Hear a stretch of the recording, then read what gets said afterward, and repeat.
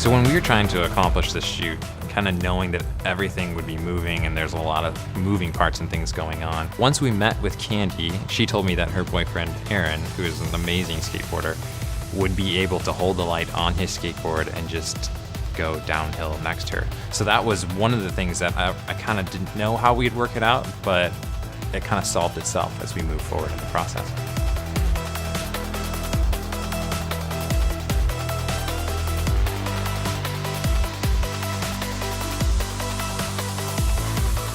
I think my concept for this shoot was I wanted to make something awesome. I think as artists, we're always trying to do something new and something different. And in this case, I haven't seen it done, so it was something we wanted to try.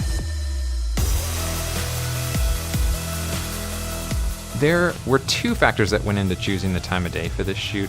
The first was I wanted it to be at sunrise so that I could get that kind of beautiful glow in the sky and use the ability to use a high shutter speed to kind of control what that looked like.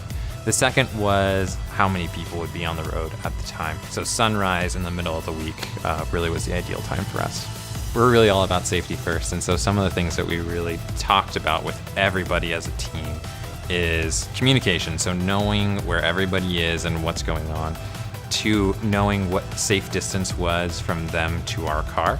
So we talked with Candy and Aaron beforehand and kind of went through how much time do you need and what does the driver need to be driving like in order to keep you guys safe.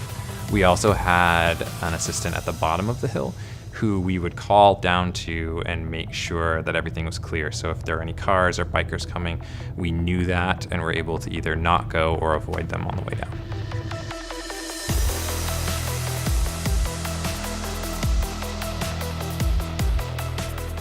The biggest technical elements that we had to overcome was just being able to have a light that could A, be carried by another skateboarder, but B, be portable and adjustable enough that I would be able to make everything I needed to happen out of the back of a car from my camera. I think the huge benefit to having the Skyboard HS on this shoot was the ability to adjust my lighting on the fly.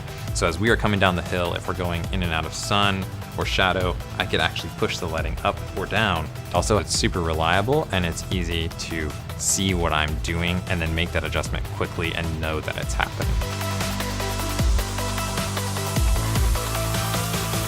So with the HS, I'm able to crank my shutter speed up to 1/8,000th of a second and freeze motion. So you've got this beautiful dramatic scene and everything's crystal clear, which makes for a really dramatic, cool feel to an image.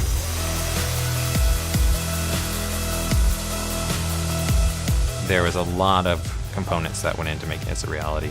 Everything from the car, that was a hatchback, and we actually had to have a locking mechanism on so the door wouldn't close down on us, to making a custom pole for him to hold.